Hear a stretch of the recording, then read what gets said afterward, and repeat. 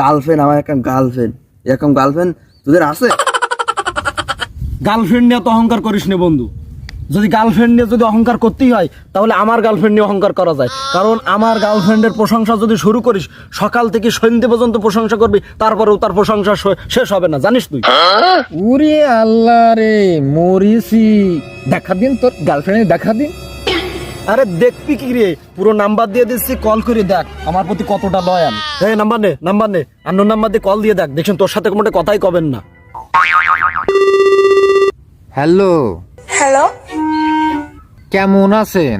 জি আলহামদুলিল্লাহ ভালো আছি। দেখ কতটা ধার্মিক, দেখছিস? আলহামদুলিল্লাহ। আপনার সাথে একটা কথা কওয়ার ছিল। এত কথা ভালো লাগে না। যদি কাজ করতে চান অডিও কলে 300, ভিডিও কলে 500 একদম।